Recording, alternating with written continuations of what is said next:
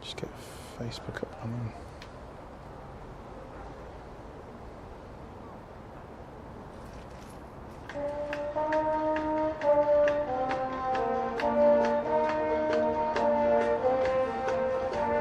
Do you know who the band is? Do you know who the band is? Yeah, so Captain Armstrong. It's the Army #1 band. Okay, brilliant. Okay, James, we will go in 10 seconds.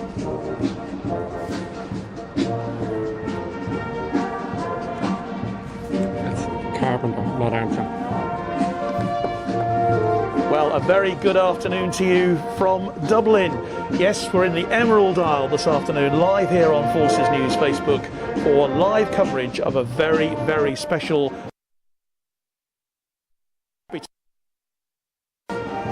UK Armed Forces team. We're live here at the home of Shamrock Rovers FC, would you believe? A fabulous little stadium here on the outskirts of Dublin, and it's going to be a match that we're so looking forward to for many, many reasons. I'm joined, it's a great pleasure to be joined this afternoon for our commentary by Captain Ken Deegan from the Irish Defence Force, former player, of course, in the Irish team, now secretary, I think, of the team as well. Ken, great to have you with us this afternoon, and I'm sure you're looking forward to this fixture as much as we are. John, thanks very much. It's a pleasure to be here. I'd much rather be out there on the pitch playing today, but I suppose we have the second best view in the house. We've got a great view here, obviously, on here at the stadium, just looking right across to the band. Now, you know about this Irish Defence Force band as well, who are playing for us. Yeah, so the conductor is Captain Carpenter, so it's the Army #1 band, and usually you can see there they put on a great show. They certainly are. Well, as I say, it's a game we're looking forward to, variety, for many, many reasons. I know that the UK Armed Forces team have been over here in Dublin for the last 2 or 3 days in preparation for the match. They've done lots of training, preparing, obviously, to gear for this game, because this is a really important fixture now. If you cast your minds back to October of last year, well, it was a terrific game played over at Havant and Waterlooville, which actually went to a penalty shootout, didn't it, Ken, if I remember rightly? It was level at 2-2 at the end. I think, if I remember, the Irish team, you came back from 2-1 down, literally with a goal in the last moments of the game. Yeah, it really was. It was a last gasp goal and sent it at extra time, and then lucky enough we were able to do the business on penalties. I believe the goalkeeper at the time saved 3 penalties, Really was a sensational fixture. It was. In fact, I have to say that I don't think we were expecting a penalty shoot. I think we were expecting for the trophy to be shared, but it's there to be won again today, isn't it? And I know how seriously that everyone here is taking this fixture.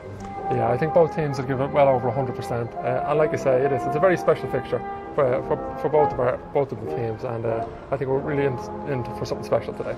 Well, let's take a look at the two teams, shall we? We'll start with the Irish Defence Force, with the IDF team, and Richie Barber has, I think it's fair to say, has had a couple of injury issues going into this game.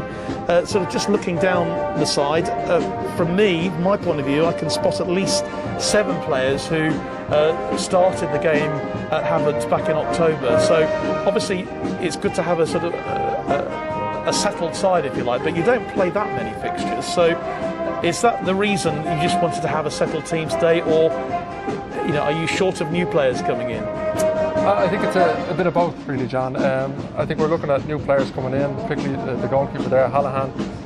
He's replaced Gavin Mulready. The centre half there, David Long. He was a late insertion for Lee Delaney, who would have been a stalwart player over the last number of years in a number of fixtures. So that'll be an interesting point, how that new centre half partnership gels. And then moving up front there, Loughlane is a new player as well, but he's one of our new exciting young players. We're looking forward to seeing how he does today. And we've got the starting 11 there, but he's also got a full squad of 23, so there are a choice of another 12 possible substitutes to select from. I think we're only allowed 5 today, so hopefully we're not going to have it be like a rugby fixture where literally they're changing every few minutes. But that's the Irish Defence Force side. If we look down the UK Armed Forces team, Diffin Pearce has made a selection, really a good variety of players, Ken, that come from all 3 of our forces teams back in the UK. They just finished their own Inter-Services Championship with the RAF absolutely dominating this year. And as you can see, there's really the RAF team forms the back 4 with Sam Rawlings, Phil Bright, Joe Thomas, and also Jake Gosling as well, who is a very exciting player in midfield. I saw him score a brilliant hat-trick in the RAF final, which happened just last Thursday, playing for RAF Cosford. And he's going to be certainly a player to watch for the UK Armed Forces team, and I'm sure that Richie knows all about that, knows all about those star players. But you've got proven goal scorers there in the likes of Scott McCarthy and also Sam Atkinson, Michael Campbell, all been on the score sheet this year at Inter-Services level. Joe Gorham is the goalkeeper, and again he was the victorious RAF Cosford captain on Saturday. So they come into this game obviously with a lot of success behind them. A lot of successful Royal Navy players as well, obviously with Danny Kerr as well, and these are all players, of course, who were involved in the match in October. They are desperate to get this trophy back. It is the Friendship Trophy, but they're desperate to get it back. I think there's no such thing as a friendly, really, in international soccer. So I think you're right. I think it's going to be a very close, hard-fought game today, and I'm really looking forward to that midfield battle you mentioned. I think some of Ireland's more exciting players, Adrian Rafferty, Glenn Fulham, and David O'Riordan, all playing in the centre of the park today. So Ireland will really be looking for them to get onto the ball and make something happen for the Defence Forces today. And I think you're absolutely right about live friendly fixtures. This is an international, and do you know what? That's the most important thing. That we're back playing international forces football again. COVID, obviously, was a big interruption. But I know that you're just as excited about this as we are today. Yeah, it's good, truly a marvellous occasion. And I like to say, with a long period of COVID, where really I think everyone really appreciates now the benefit of being able to see one another, not just the players but also the fans, to be here in person. And you can see it there on the stand that it's slowly starting to fill up. So I expect a good turnout today as well. So we are here in Dublin today, but wherever you are, we would love to hear from you, of course, via our Forces News Facebook page, and you can stay in touch. Hopefully you'll be able to follow the game with us right from the kickoff, which is very fast approaching, of course. We will have the VIPs just coming out onto the pitch to be presented to the 2 players when they come out. I see the Irish Defence Force are already sat in their dugouts. I think there's just enough room for the 12 substitutes there. All of them will be desperate to get on and play, of course. Just about. I think as well as that, John, we have our Irish contingents overseas in UNIFIL in Lebanon, in UNDAF in Syria, K4 in Kosovo, and across Africa as well, who are tuning in today, so they're really looking forward to it as well. Well, we hope they'll be watching, and wherever you are, we hope you're safe and are going to enjoy a great evening, an early evening of top-class international forces football. The players are just preparing themselves to come out onto the pitch. Our referee today, by the way, is Ewan O'Shea, and his assistant referees Jonathan Hennessy and Paul Kavanagh, with Martin Kirihi is the fourth official today. So they are going to be looking after things on the pitch, and hopefully they're going to have a fairly event-free afternoon in terms of having to give decisions, important decisions. Well, I'd hope so, because we all know Ewan O'Shea, so if he doesn't give any difficult decisions, I think he'll be a happy man. Absolutely. Well, so they're just preparing now to come out onto the pitch, just in front of us. The band have finished playing. We'll have the two national anthems, of course, as the officials now lead the players out onto the field here for a great occasion here. And there are a few fans have made the journey into the stadium today. It's a lovely brand new stadium. Tell us a little bit about the stadium. Ken. Yeah, so this is a Tallaght Stadium, it's Shamrock Rovers home stadium, one of the top League of Ireland sides. And you see there the pitch is really looking marvellous, and they've really spent a lot of money redeveloping it over the last 5 to 10 years, and it's really one of the top League of Ireland stadiums in the country. It really is, and I think you were saying earlier that the likes of Tottenham Hotspur have played here in the Europa League in the past, and I think you've had other big teams have been here in the past. Yeah, very much so. AC Milan would have been here recently with Zlatan Ibrahimovic, and Real Madrid would have played here over the years as well. So yeah, there's been some great nights for international and Champions League football, and also local derbies between Shamrock Rovers. Shamrock doing pretty well, I think, in the Irish League, aren't they, at the moment? Yes, they're going very well, and one of their star centre-halves, Lee Grace, is a former Defence Forces man, so we're all big fans of Rovers, and particularly Lee Grace. We'll get his name in just the presentations being made at the moment, and I must say that it just goes to show how important this fixture is regarded here in Ireland today, because we have got the president of the Football Association of Ireland, Jerry McEnany, is here being presented at the moment, along with the Lieutenant Colonel Tony Frank, who's the executive manager of the UK Armed Forces team. But to have the boss of the FA of Ireland here, that just goes to show how highly they regard this match. Yes, very, very much so. Like it's a big fixture, there's no denying that. I think the Defence Forces have a relationship with the FAI going back close to 100 years. So I think we're both very proud and enjoy the relationship. You'll see there, like the Irish team we're wearing the same kit as the Irish national team would wear. We trained out in Abbottstown during the week, so it really is. It's a great opportunity for the lads to be treated like professional footballers for the week. And I think it's exactly the same actually with the UCAF team, and certainly our forces teams are, treated very, very highly by the FA back in the UK. I heard actually that Prince William has actually been making messages for the teams before the Kentish Cup. It's time now for the national anthems.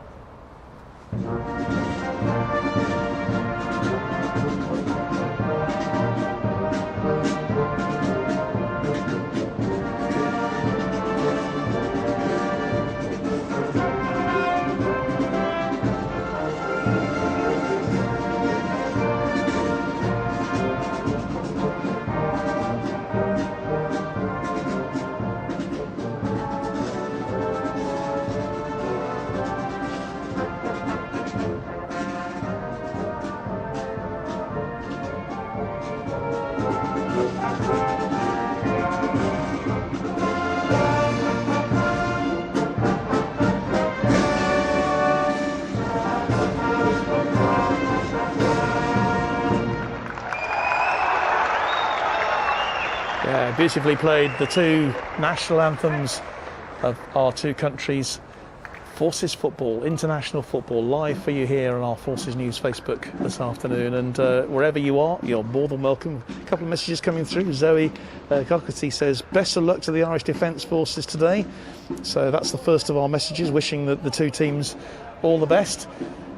The Irish side, of course, in their traditional green shirts, with the UCAF team wearing white shirts today, representing the combined services of the Royal Navy, the Army, British Army and the Royal Air Force.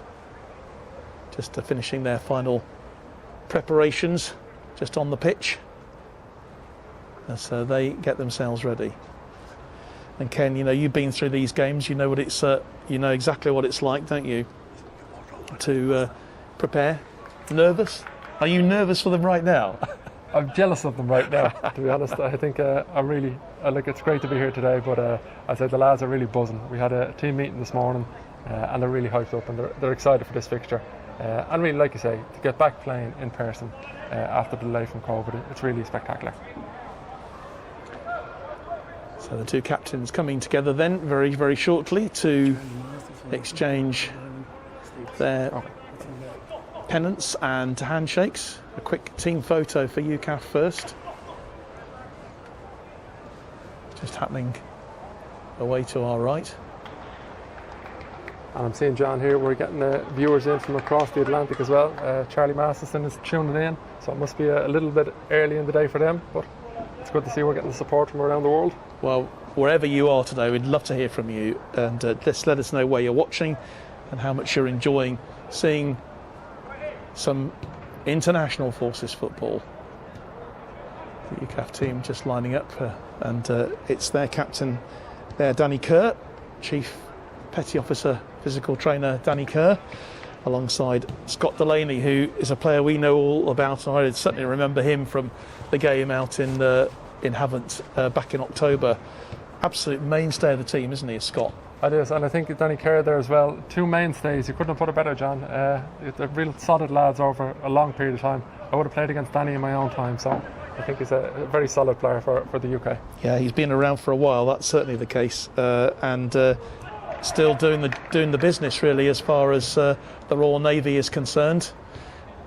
Teams changing ends, deciding to change ends. UCAF, I think, winning the toss and deciding to have the wind in their favour in the first half, and we do have quite a strong wind actually blowing across the field here. It'll be interesting to see how that works and how that operates, but it suggests maybe that Diffin Pearce is going to go for a pretty attacking option to start with.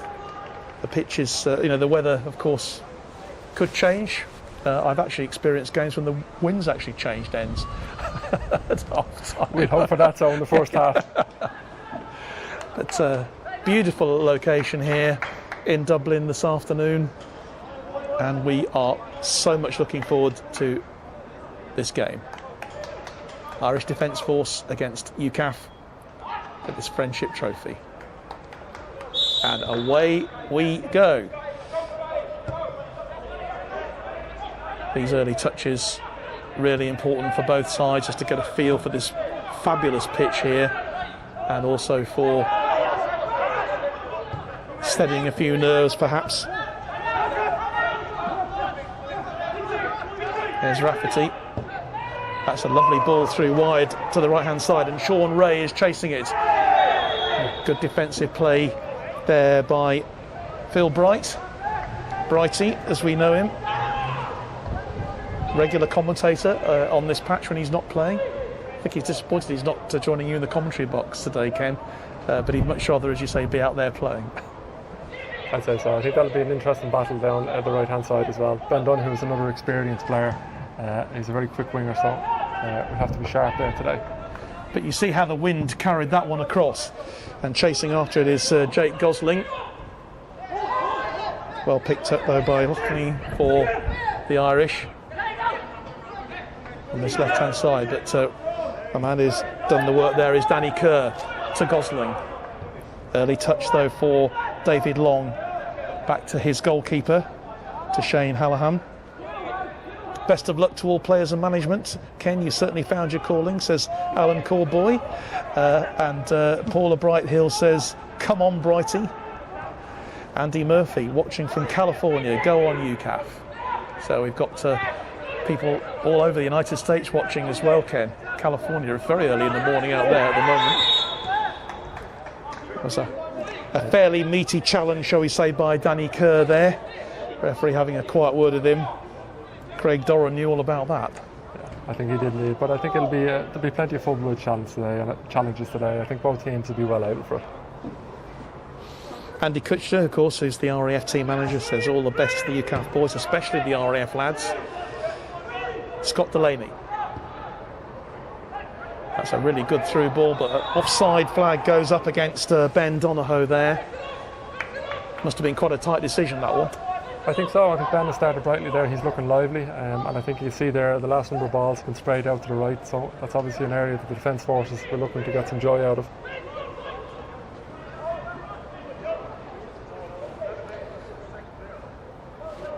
So an early feel for the ball then for Joe Gorham, I should say. Just a couple of minutes played here. Still no score in this Friendship Trophy match. Irish Defence Force against UK Armed Forces. You can see the strength of the wind there, John, really. That was just a chip across, and it was really overhit and was carried all the way down to the end of the pitch. So that'll be a factor in the next few minutes, I think. Sometimes playing with the wind actually in your favour is more of a hindrance than a help, isn't it? I've noticed quite often that teams who are up against the wind, they can actually strike the ball harder, but it's a really strong going wind, sort of heading right across the field, not cross pitch, but really from one end to the other. So that's going to make a difference. Another free kick to the IDF. In fact, it's a free kick to UK Armed Forces, beg your pardon. It's Jake Gosling who is...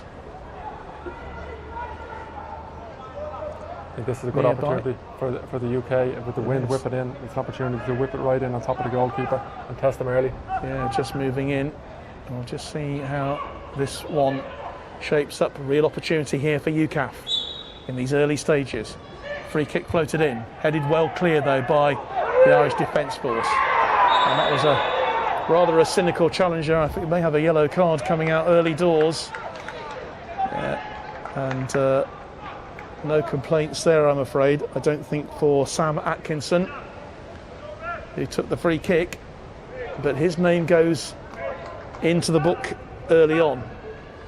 And so early to get a yellow card after less than 5 minutes means he's got to be extra careful. Yeah, he has, John, but I think it was a smart decision to make the foul, because the break looked on as a counter-attack from the free kick with Ben Donoghue. But you're right, he'll have to keep an eye on himself now. Do they call it a professional foul, do they, these days?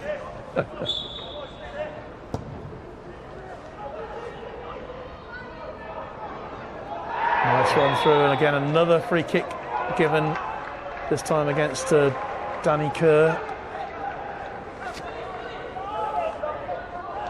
And Sean Ray is actually getting an awful lot of success down that right-hand side at the moment. Yeah, I think so. I think Danny will have to be careful now. He's 2 fouls in the first 5 minutes, so I think he'll have to be careful he doesn't get booked with a yellow as well.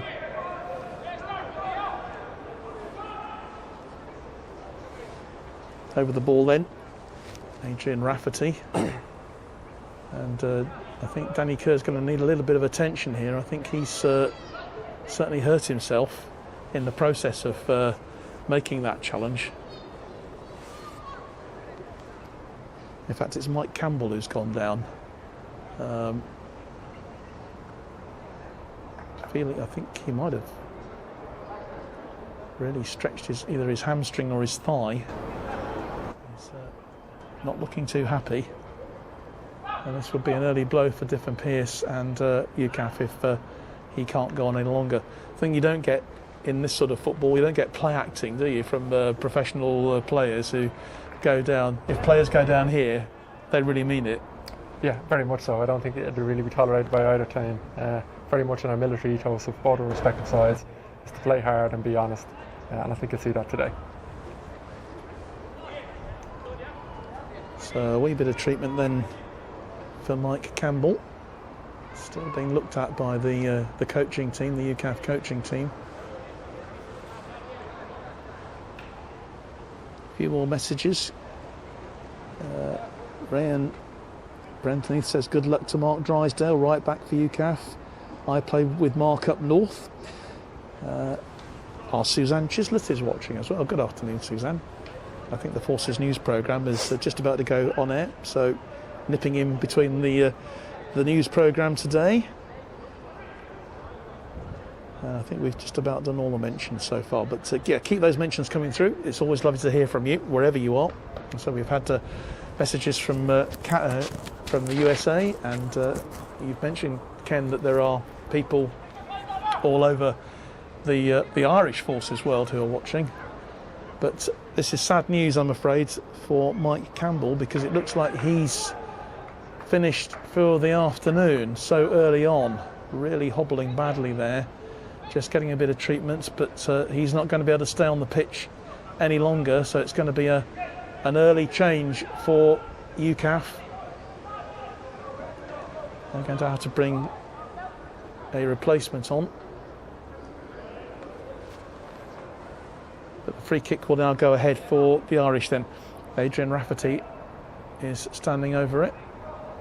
And the man coming on for UCAF is Harry Girdwood. Girdwood coming on then for Campbell.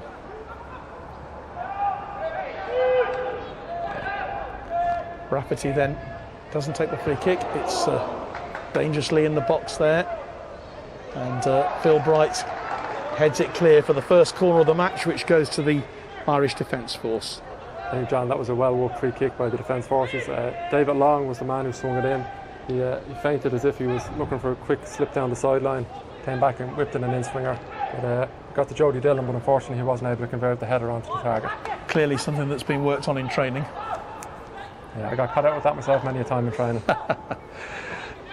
David Long's going to take the corner then, the first corner of the match, which goes for the Irish Defence Force. Played in short to Donahue, gets the cross, comes in. And on the end of it for the Irish. Oh, it's in the net, but I think it had already gone out for another corner, so that will not count. The ball must have gone out of play, but a brilliant bit of possession then for the Irish team, then getting the ball in the back of the net early on, but it's not going to count.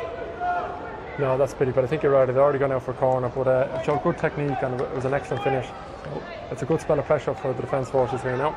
Rafferty then will take this corner, but you can see how, look at the corner flag, how that is bending in the wind here. They'd be lucky to keep that actually. The ball there, they see the ball has slipped out of the D, and it's still moving.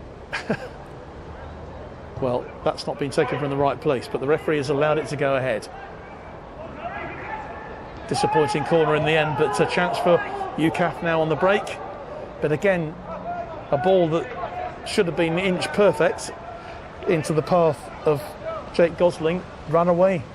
Yeah. Such a strong wind. Yeah, very much so, John. It looked like a promising counter-attack as well, and you're right, just pitch perfect pass and was just pulled out by the wind. I think we're going to see a lot of that now in the first half. Well, 10 minutes gone here, still 0-0. Sarah Harris watching from Minhad. Best of luck to the UCAF lads, or is that, yes, Minhad. Lewis Brownhill, good luck to the UCAF boys and staff today. Gutted I can't be there. Chance though for Ireland. And that was an important interception from Joe Gorham. He had to get that one right, didn't he? Because he was being chased hard down the pitch. The Irish Defence Force, though, looking dangerous here with Craig Dorrow. Gets the ball back into the path now of Glenn Fulham. Fulham decides to go back. Now, chance for UCAF. Can they bring this one forward? Here's McCarthy on this right-hand side, looking for some support, having to take it on his own. He'll go back to Danny Kerr, and Kerr, in his own way, goes back. But that's collected by the Irish, the interception. Dillon. Offside flag goes up, but that was really tight. Ben Donahue very, very close there. And we were just about bang in line, weren't we, Ken, with that one? Yeah, I think so. But I think the UK Armed Forces defence read the situation well, and they moved together as a unit, which will be interesting now as the game develops. That's a lovely through ball. Interception, though, by the men in green. Doran gets it back. Challenged pretty heavily by the substitutes.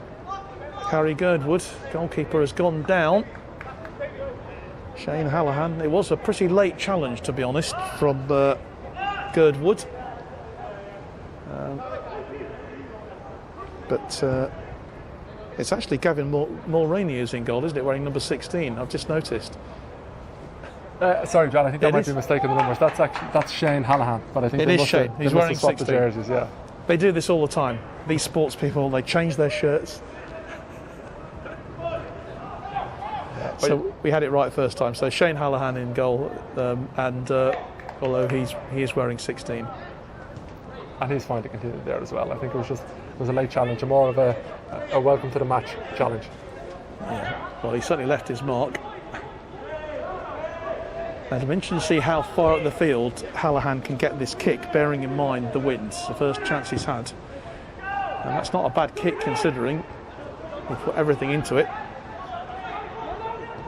Irish breaking forward. Good interception though from Bright. This is great work from Phil Bright going down that left-hand side. Lovely ball inside. Keeper was there. Scott McCarthy almost on the end of it, but that's the best bit of play we've seen so far from the UCAF team in this match. Still 0-0 here. Yeah, John, I think there's going to be opportunities for both sides to counter-attack today, but for both sides in the last number of minutes, when they've been counter-attack, it's really been single players moving forward. So I think the team which can get players forward and support for counter-attack might get a bit more joy. But it's still 0-0.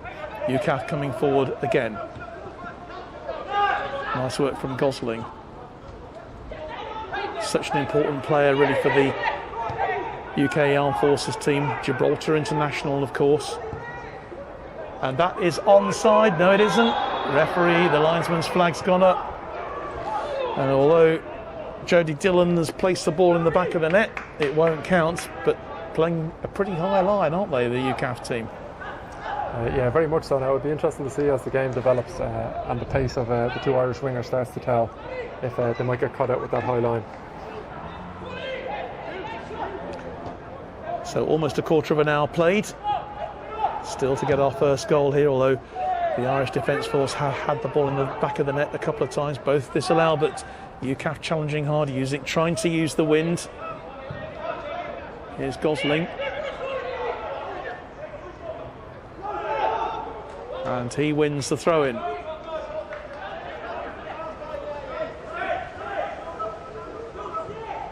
Taken quickly to Drysdale.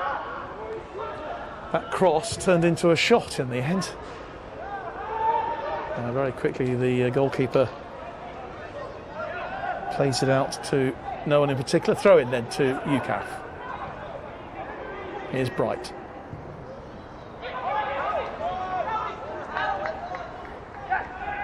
Again, that not really troubling anybody. I think maybe some opening match nerves in the initial few minutes on both sides, a couple of straight passes, maybe just getting used to the wind. I think hopefully we'll start to see both sides settle down now in the next few minutes, John.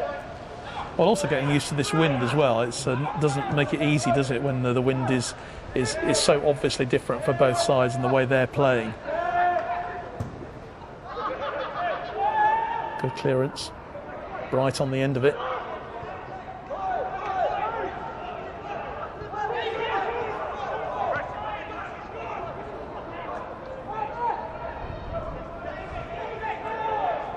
It's Fulham. Goes wide onto this right-hand side, but too far for Craig Doran. It will be a throw into UCAF. Drysdale to take it.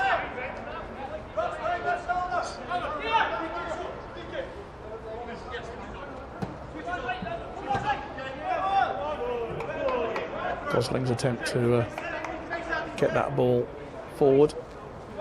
Didn't quite work.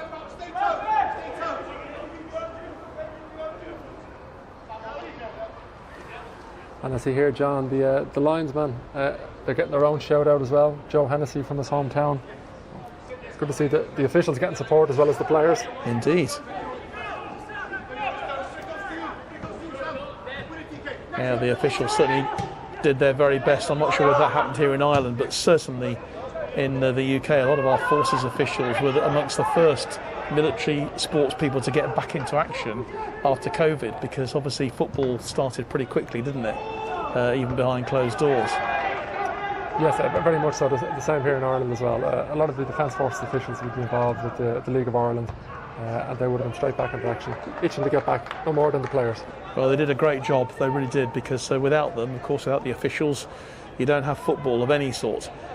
UCAF, though, breaking down on this left-hand side with David Vincent and the Royal Navy. Phil Bright goes in.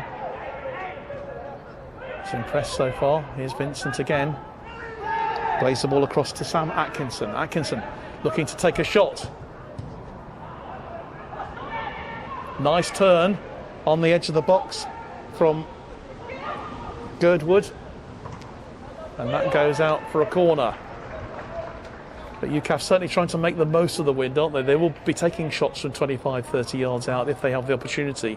So it's important for the Irish Defence Force to make sure they close down, and they have been pretty successful at that so far. Yeah, but that was a very good skill by Girdwood. He took it out of the air well with the wind swirling around, and he's done well to get a corner for the UK. This is a good opportunity for the UK now. So the corner being floated in. Making the most of the wind, beats the goalkeeper, in fact beats everybody, goes out for a goal kick, but a good in-swinging corner. We could even see a goal coming directly from the corner spot. I think so. That was a really good cross, just overhit a little bit, but you can see there the danger of the in-swinging corner with the wind. That's certainly something that I'm sure Sam Atkinson will be thinking about with his corner kicking duties for UCAF. Ball retrieved.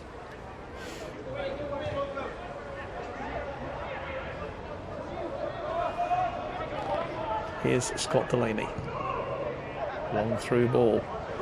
Great opportunity for the Irish Defence Force. Good defensive play though from Drysdale. Opportunity now offside, I think. Yeah, the UCAF players just a little bit behind the play there. That was good work from Danny Kerr, trying to set off another opportunity for UCAF. Very even so far in this first half. Irish Defence Force looking very strong at the back. Here's Kerr. Makes the challenge. Referee says it was an unfair one by Danny Kerr on David O'Riordan. And he gives the free kick in favour of the IDF.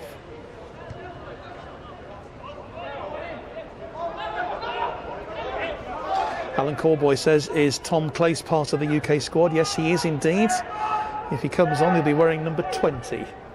He comes on as a substitute, and I believe 5 substitutes will be allowed today. So I suspect we'll be seeing some interchanges at some stage.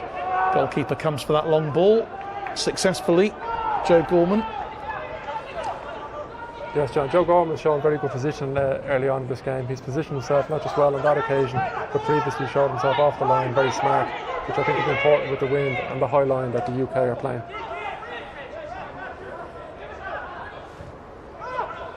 "20 minutes gone here in Dublin. No score between the Irish Defence Force and the UK Armed Forces in this Friendship Trophy fixture. IDF, of course, hold that trophy after winning from the penalty shootout we had back in October at Havant and Waterlooville. Durham with the throw-in. Good challenge from Dillon. Now here's Gosling for UCAF. Taking the 1-2 with Atkinson. Through ball, looking again for the 1-2, Scott McCarthy, but it's the Irish now breaking down on the right-hand side. Ben Donahue.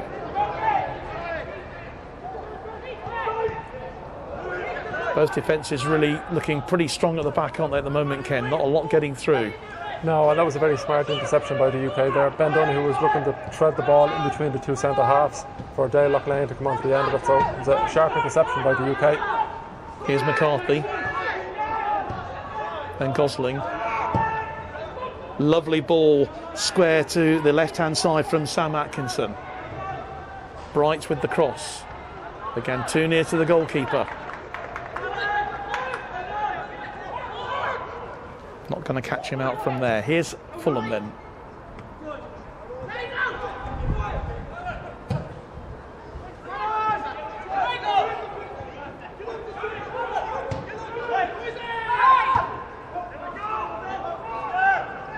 Gosling grabs hold of it. Good play from Gosling, and he's through. Is he going to score? Yes, he is.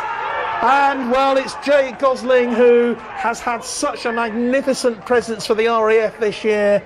A hat-trick last week in the RAF Cup final has put UCAF through. It was a lovely touch from him. The first time, really, that the Irish Defence Force defence has been breached, and it was the man that UCAF needed, Jake Gosling, to score it. Yes, John, he showed extra composure, he kept his head up, and he really just waited for the goalkeeper to make his move, and he slotted it in the opposite side of him. A very well taken finish by the UK, and I think the Defence Forces will be desperately unhappy with that. I'm sure they will, but he's such a slippery customer, is Jake Gosling, and that was real class that he showed there to slot the ball into the back of the net halfway through this first half, and it's made the opening score. It's the Irish Defence Force 0, UK Armed Forces 1.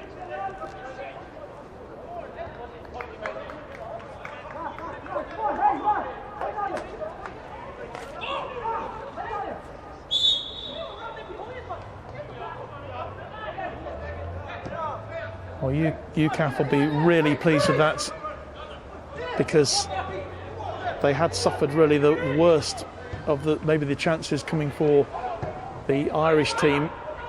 Oh, and there's an opportunity again, making use of the wind, but just a bit too far for Scott McCarthy to challenge. Yeah, the Defence Forces goalkeeper Shane Hallahan was out smartly there again, and it was a crucial interception. He was very quick, wasn't he, off the mark? But Glenn Fulham now breaking for the IDF. Here's Rafferty, still on the ball, plays it inside to David O'Riordan. Nice turn from O'Riordan. On the edge of the box here. Irish looking dangerous. Goes out for an offside decision. Again, this high line working so far for UCAF, but you've got some speedy forwards there, Ken, who might be able to break that trap. I hope so, but I think the discipline of the UK defensive unit is very impressive there. And you've seen with that last offside, the entire UK defence was looking to the linesman. They knew the Irish Defence Forces player was offside, and they really just let him wander into the position. So very effective discipline so far by the UK. Well, if you're just joining us, you've just missed the first goal of this match.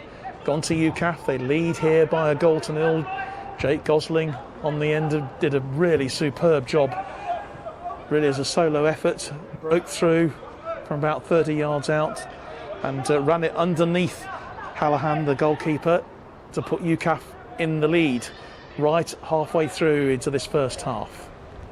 They lead by a 0-0. They have a throw-in now, which Mark Drysdale from the Royal Marines will take.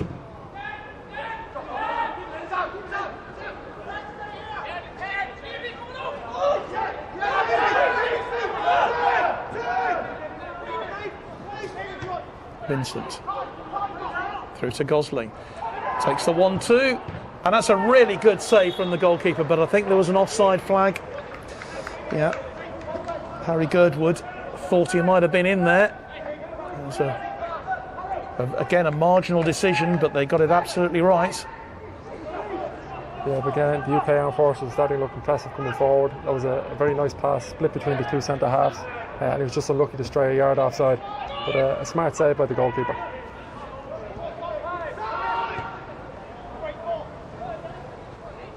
That ball just going to be a little bit too far for Girdwood to chase. Harmless enough for the Irish Defence Force. Bright sunshine here in Dublin. We were expecting some showers a little bit later on, but it's a lovely late spring, early summer's day here.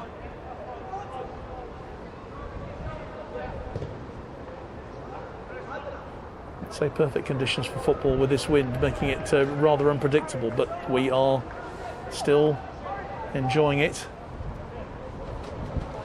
We were expecting to get drenched a bit later on, but so far the weather has held good for us. I've been out to say, John, you're in Ireland, you can get the 4 seasons in one day, so let's hope for spring and summer. Absolutely. Quite right, kid.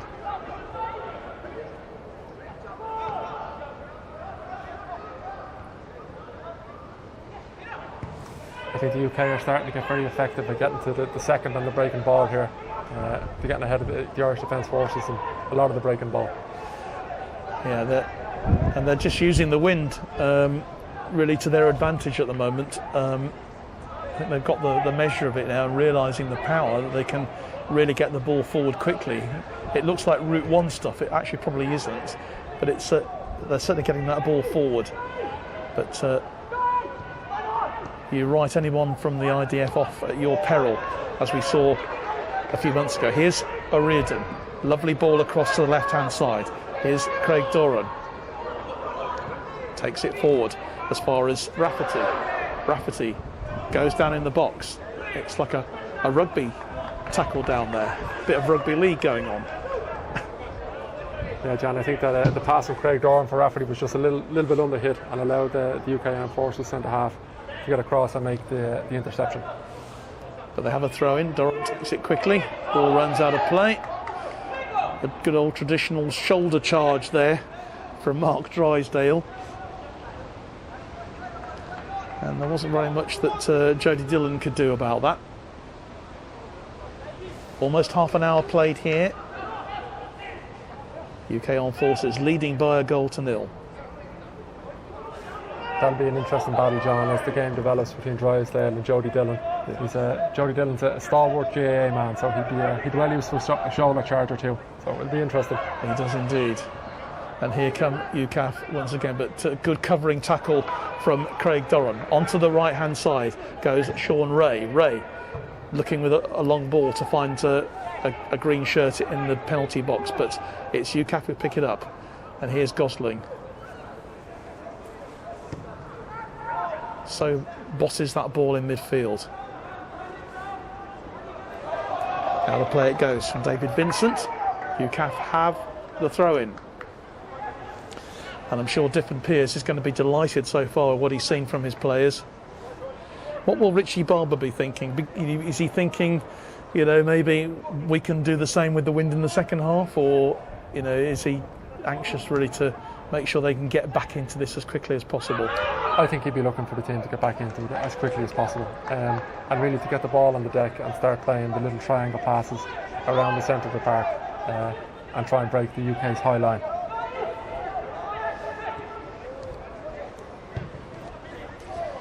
The voice of Captain Ken Deegan, who's joining me for the commentary this afternoon. If you're just joining us on Forces News Facebook, UK Armed Forces leading the Irish Defence Force here by 1-0. Exactly half an hour played of this first half, and so far so good for UCAF, but the Irish Defence Force looking dangerous every time they go forward.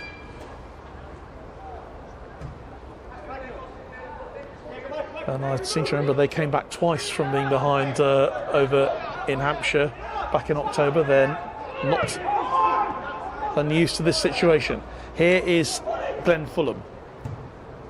Plays it back to Delaney. Scott Delaney beats off one challenge. Lays it wide onto the right-hand side. But that's not going to beat Phil Bright. And he plays it out of play for a throw-in. You can see, John, the Defence Forces team are trying to get in behind the UK full-backs, but so far the UK have been more than equal to the task. Yeah, very effective so far. Just maximum concentration needed from both sides, and I think that's really how the IDF conceded their goal, wasn't it? Just a quick lapse of concentration, when you've got someone like Jake Gosling on the end of things, he can turn a game round very, very quickly. Yeah, very much so. I think that just a momentary lapse in concentration can cost you, and it just shows you the high level of football we're playing here today, that those mistakes will not go unpunished.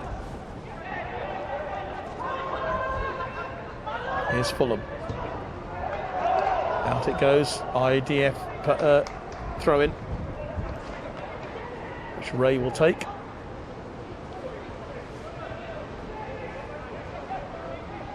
Aiming for Dillon. Dillon does well, but he's beaten to the challenge. Nice touch forward from Gosling. And here's Joe Thomas. Atkinson looking for the long ball again. I think that's just a little bit too far. I'm sure that in his heyday, Danny Kerr might have caught that one, but it's just a little bit beyond him these days. Age and wind assisted. I think we'll give him a bit of break on the wind. I think, yeah, exactly. He'll blame the wind for that one. I think you're right there, John. I think in the second half, if the UK play those balls, it'll probably hold up a little bit more, and the defence forces need to be aware of that. Offside. Again, this high line that UCAF are playing here, very effective so far. And beat Adrian Rafferty that time. Paula Brighthill says, family watching from Preston, so come on lads. James Brown Sinclair says, can we have a replay of the last goal? Sorry James, not at the moment. We're not running replays unfortunately in our coverage, but you will be able to see the goal later. And James Brown Sinclair says, good luck to everyone who's playing today.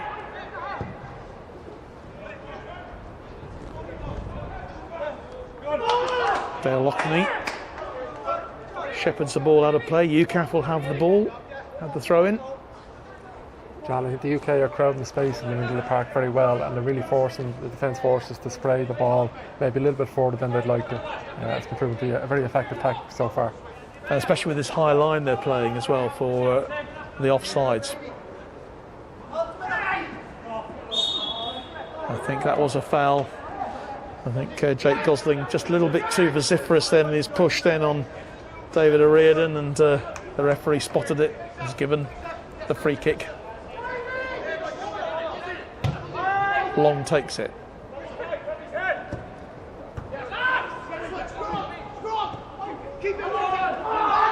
That was quite a hefty challenge then on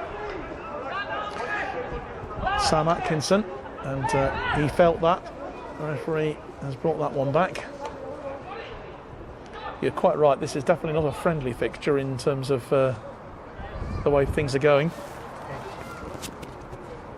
Oh, you're right, John. Very competitive. Plenty of needle here today, which is good. It is competitive, and you'd expect it. And in fact, so that is a booking for David O'Riordan for that challenge. Kevin Thomas Hughes says, good luck to UCAFs. Let's have a couple more goals, lads, please. Come on, Phil Bright from the Pars. Messages coming through all the time in support of both sides. Keep them coming through for us.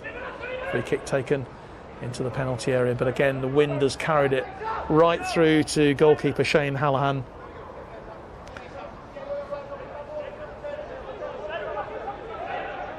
And the Irish Defence Force will build again, kicking from right to left here as we watch.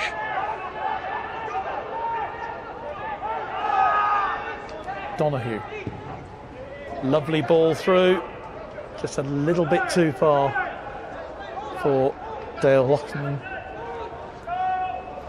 and it's now with UCAF. Bright plays the ball forward, looking for Gosling. It's a little bit too far. Easy for Scott Delaney, tidies it all up. Wasn't expecting the return, I don't think. And that was good play once again from Jake Gosling. Didn't give up on what looked like a lost cause. Yeah, very effective pressure by Jake Gosling there. I think the goalkeeper Shane Hallan will be a little bit unhappy with that pass. But they got over it okay, and it's a throw for the Irish Defence Forces.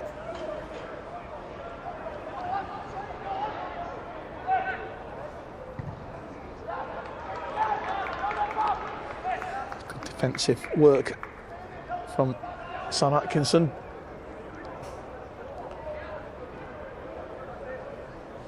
I think the UK here they've effectively pressed Ireland into the corner, and the midfield are really dropping right into the edge of our own box. So Ireland really need to kind of break out from that. UCAF looking for a second goal with this wind advantage, which is quite a clear one. A chance for the IDF to break clear now.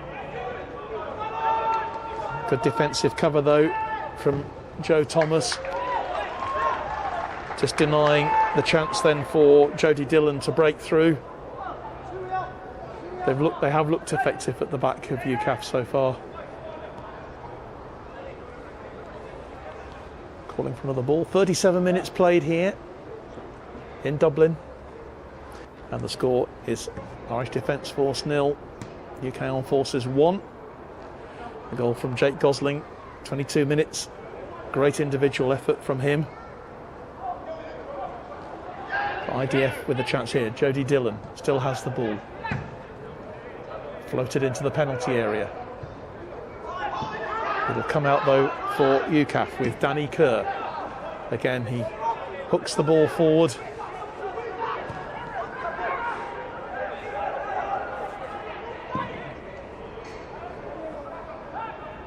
IDF building again. I think the UK are looking very comfortable under that long ball, John. I think the Irish Defence Force team will need to start playing it in on the ground, try and get in behind them and use their pace. There's a lot of stuff going in the air, and it's a bit scrappy at the moment. Both teams really giving the ball away a bit too often. Doran, long ball through, and that was a really good pass for Adrian Rafferty, and he was so close to getting on the end of that. They're knocking on the door of the IDF. On the break though, it's UCAF. Atkinson, through ball, but for David Vincent, his timing just a little bit off, puts the ball in the back of the net, but it won't count. Remains 1-0 to UCAF.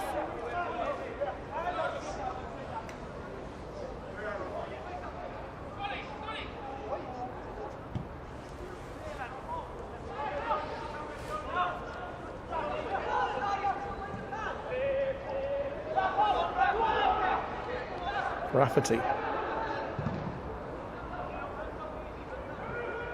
Still going. Bright clears it. UCAF again clearing it. Here's Doran. Now David Long. Dillon. And Doran again. Good possession from the IDF here. Back to Delaney. But they're having to go backwards at the moment, keeping a lot of possession. Irish Defence Force at the moment. Here's O'Riordan. Go back to his goalkeeper again. Difficult for them to launch it forward because of the wind. You're quite right actually, Ken, keeping the ball on the ground. This is really probably the most effective they can be at this stage. Yeah, John, but I think at the moment the UK would be quite happy. You can see there, the Defence Forces are a very good spell of possession, but it's all in front of the UK, and I think they'd be quite happy with their two banks of four. Nicely worked. On that far side. Interesting that Dale Lockman has gone across onto the right-hand side now. But UCAF successfully cutting that out, and it'll be a goal kick. 5 minutes left in this first half. UCAF still leading this game by 1-0. I think with the switch to Dale to the opposite wing now, you might see the left full Craig Doran starting to execute an overlap with the number 7 Ben Donoghue.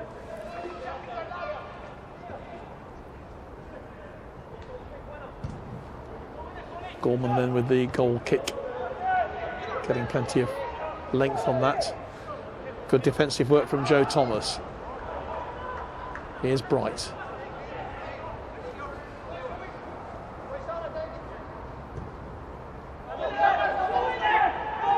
Gorman does well. Great control from Scott McCarthy. Nice ball out from Danny Kerr. And here's Gosling. Looking for some support. And he finds it. In Kerr. Back to Drysdale. Drysdale pumps a cross in. Comes out again though. And a chance for the Irish Defence Force to break with Jody Dillon. Inside to Fulham.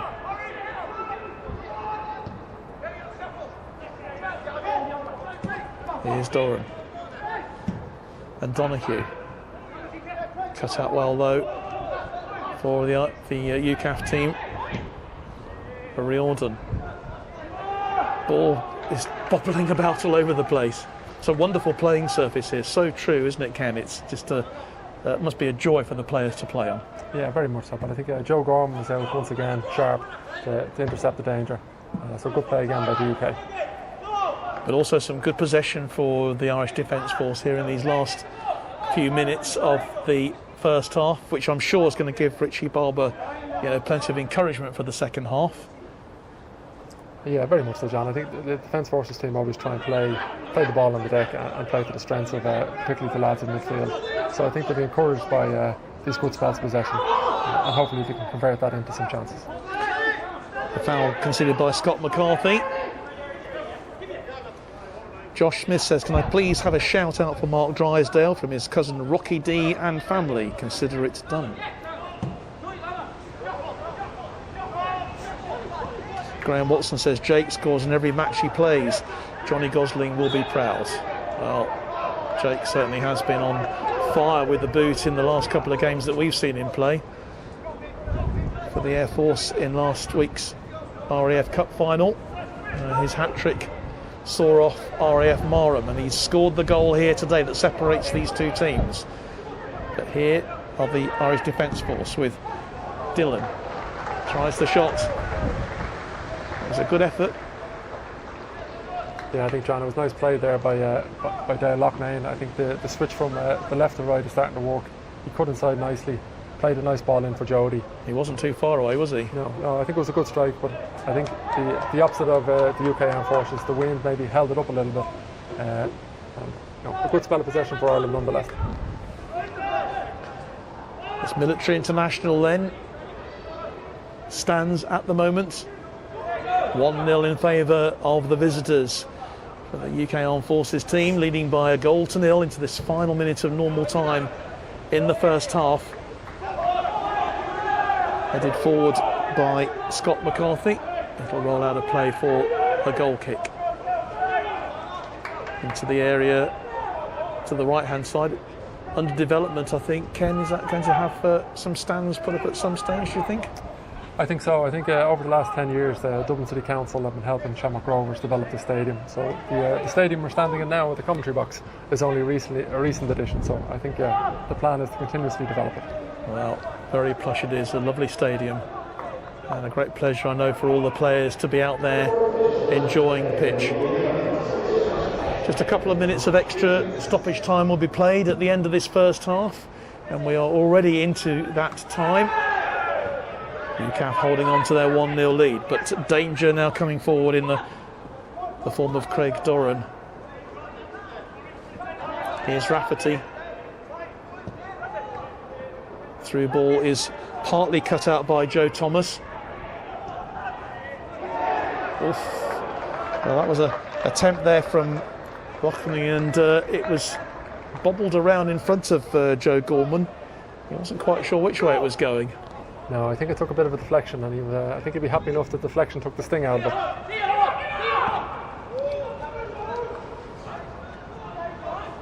Well, the wind has certainly dominated things so far in this first half, but there have been some bits of good play from both sides, trying to keep the ball on the ground and using the wind, certainly as far as UCAF are concerned, to their advantage. But the Irish Defence Force finishing this first half strongly with Rafferty.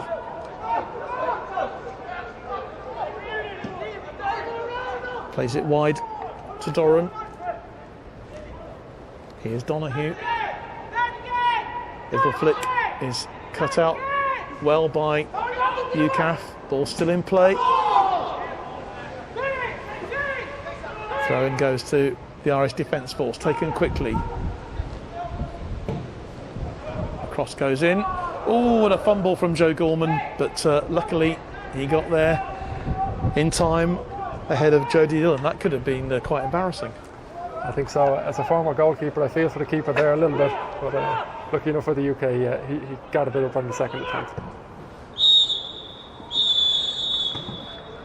And referee O'Shea ends the first half then with the score: the Irish Defence Force 0, UK Armed Forces 1. And Ken, just your very brief thoughts then on that first half. I think naturally the UK, they'd be a happier team going in. They've looked very composed at the back. They've executed an excellent offside trap, and they've cut the Irish Defence Forces out on a number of occasions. But I think some good spells of possession by the Defence Forces team in the latter part of the first half, and I think hopefully they'll be looking to build on that in the second half and also take advantage of the wind. Well, everything to play for in the second 45 minutes. Do join us again. We're going to take a short break now, but the half-time score here in Dublin, it's the Irish Defence Force 0, UK Armed Forces 1.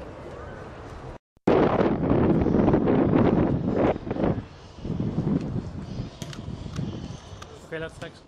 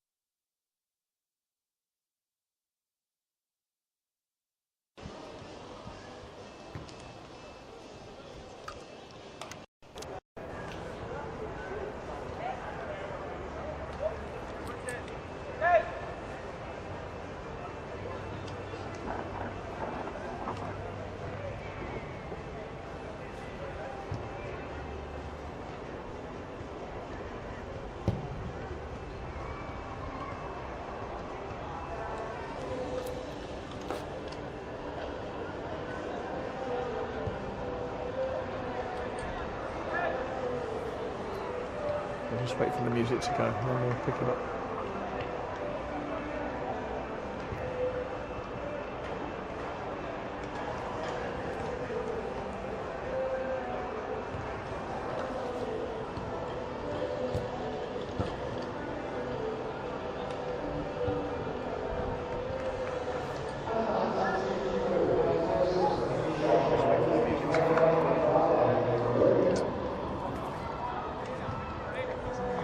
And out the trail.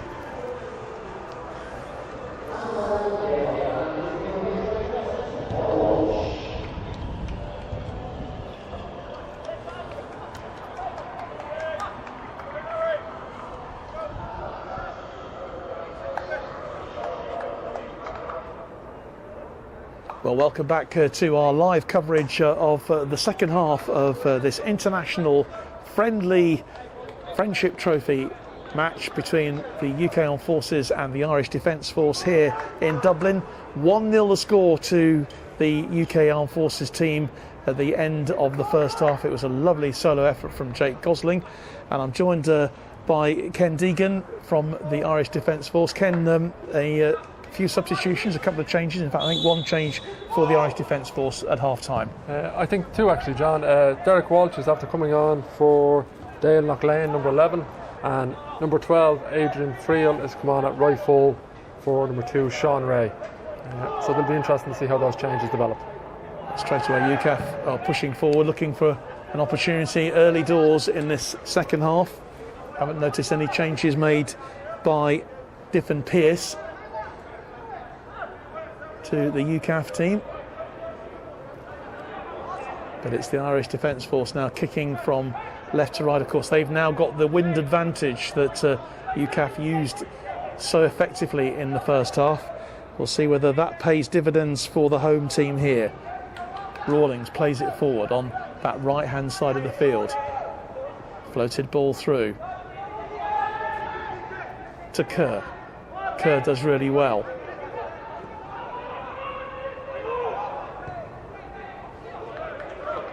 Booted clear by David Long for the Irish Defence Force.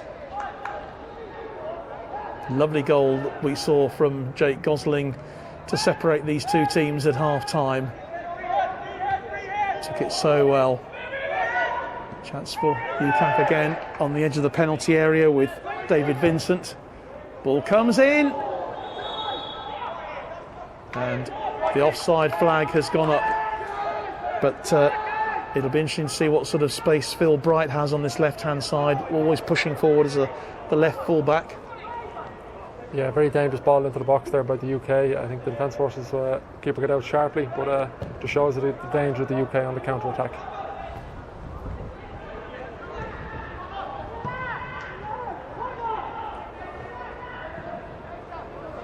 Looked at a play by Mark Drysdale.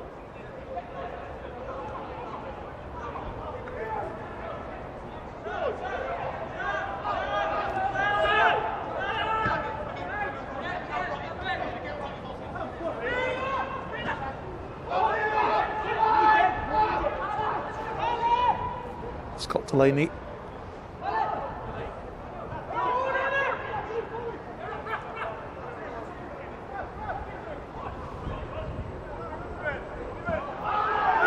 There's a fairly hefty challenge going in there from David Long. The referee allowed it to go ahead. And I think Sam Atkinson really felt that one. Danger of look at like a bit of a two-footed challenge, to be fair. I think he was quite lucky with that. I think it was a meaty enough challenge, all right, John. I think they were lucky enough to get away with it. But play is set up again, and I think the UK will be happy enough to have possession again.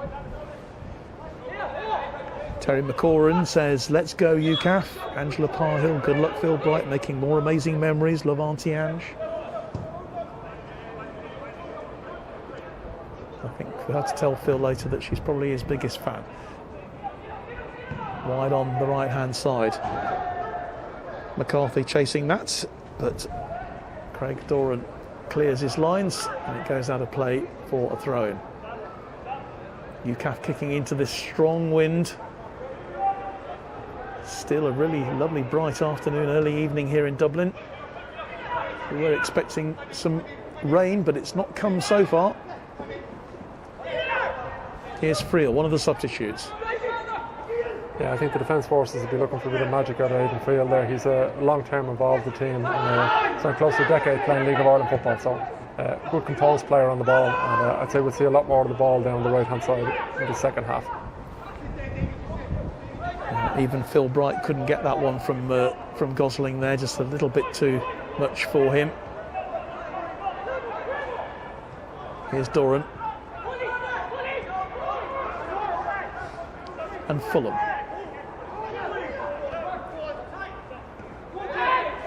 Nice play from Del Walsh. Picks it up again. Busy little player, isn't he, for the Irish? Yeah, Del's a lovely player.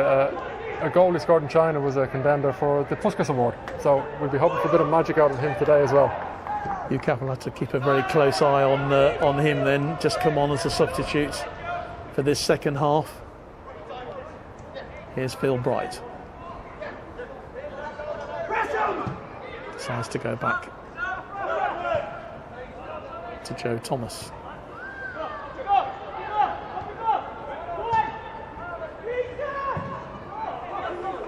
You can see that kick from Gorman didn't get as far as he expected.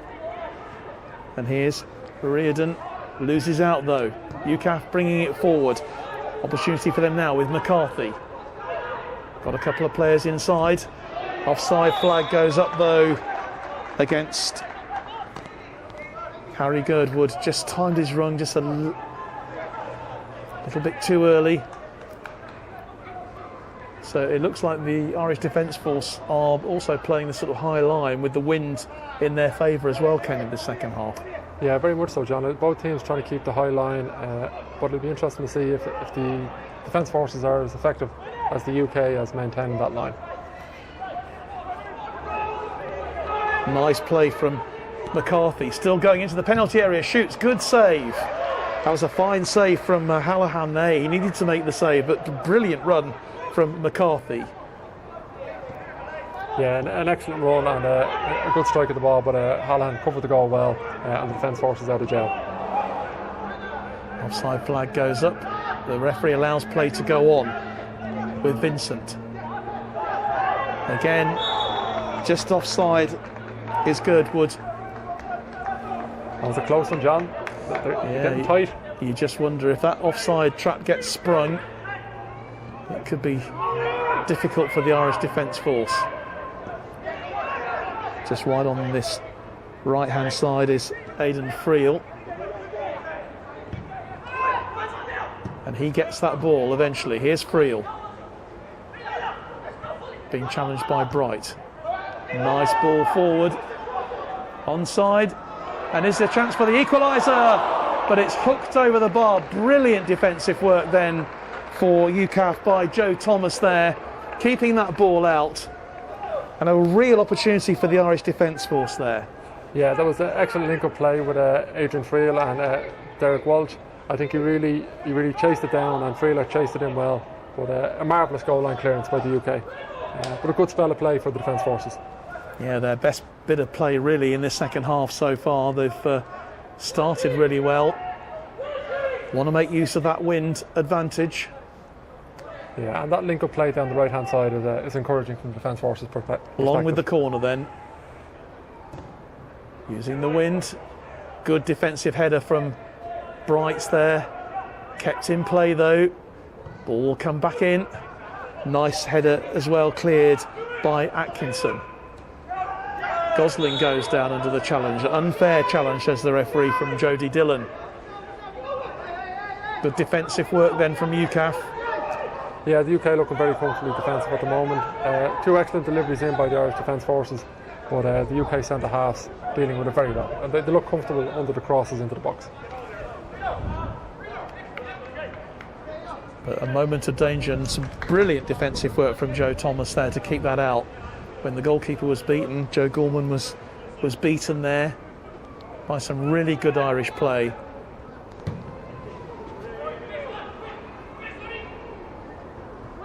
Gorman then free kick. Rafferty gets it back. That's a lovely ball across field, aimed for Danny Kerr. Kerr gets the cross in onto the left-hand side. Will be collected by Rafferty. Rafferty takes on his defender, puts another cross in, aimed for Kerr this time, but it goes out of play.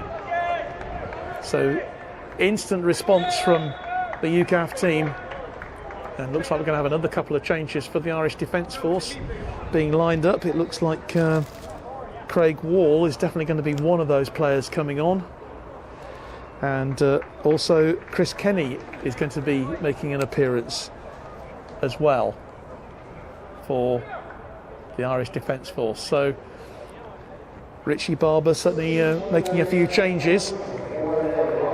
David Long, centre half, is going off for what looks like Chris Kenny. Normally a midfield player, but one of those players who could play centre half, centre forward and centre midfielder. So I think he'll be a very composed addition. Formerly scored a hat-trick against the UK forces a number of years ago in St George's Park. Yeah, David Long also going off, I think.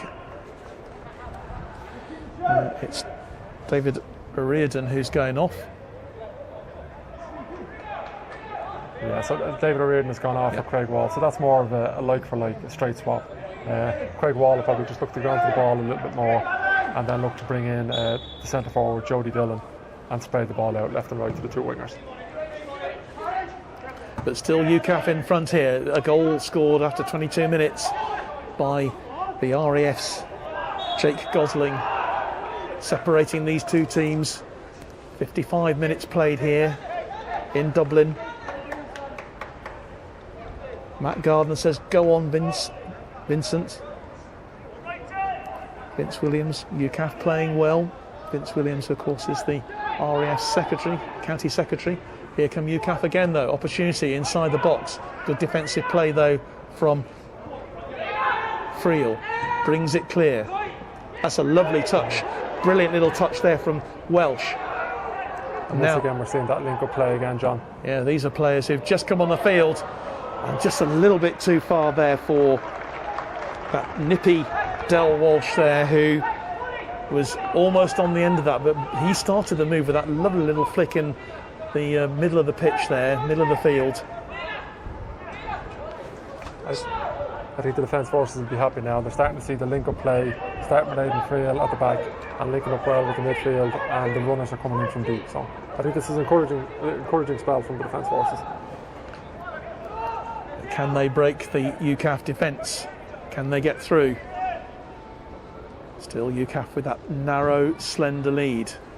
And look how that goal kick has just been carried by the wind, but knocked on well by UCAF. Nicely played by Girdwood. Loses out though. Phil Bright going in, wins that ball back, brings it forward onto the halfway line. And again, he's going to chase after that one with Friel. But Friel wins that one. It goes back to the goalkeeper. Delaney. Friel. UCAF defence holding up well here though. Bright. Ball forward, aimed a little bit hopefully, possibly for Jody Dillon. But this is Delaney.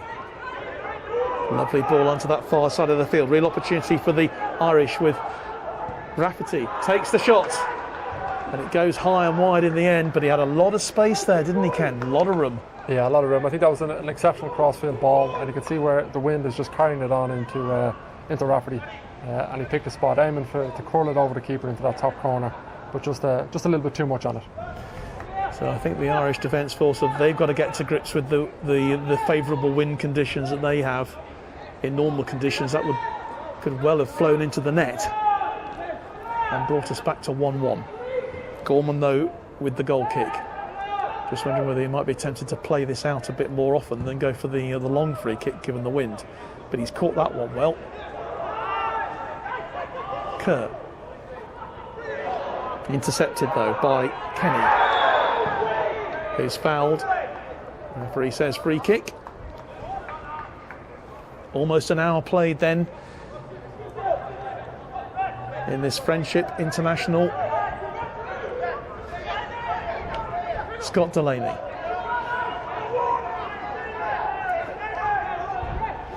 Kenny finds fellow substitute Wall. And Dillon. Edge of the penalty area. Looking for Fulham. Goes out wide as far as Friel. Friel comes inside. Looking for the shot.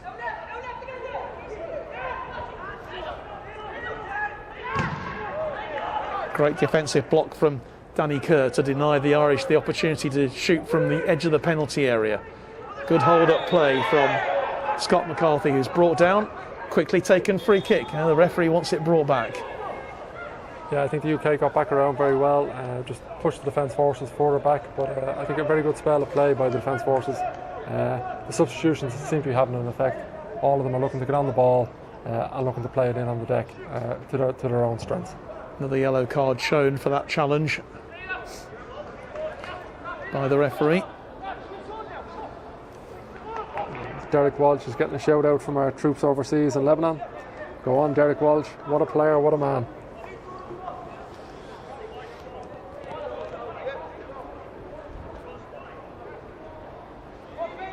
Yes, there are two Walshes, aren't there, in the Irish Defence Force? Are they related to each other? No relation. Common enough name, but no relation.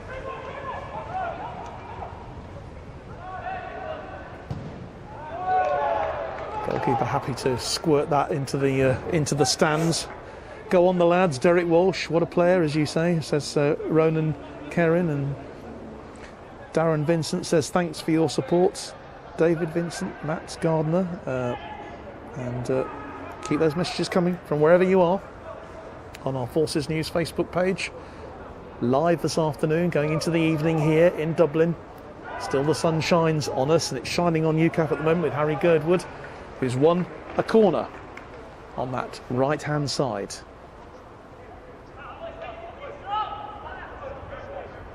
I think this presents a good opportunity for the UK Armed Forces, John. A big physical team, a number of men coming up from the back now to make their presence felt. Interesting, Jake Gosling has gone over to take the corner. Ball floated in, and that was heading goalwards. And Derek Walsh, the smallest man on the pitch, gets the header clear. Yeah, and unfortunately for UCAF, it was an offside against Jake Gosling. Sam Atkinson, I think he was attempting a shot, but it ended up being a sort of a cross field. But Gosling not quite quick enough to return from an offside position. So the danger is averted.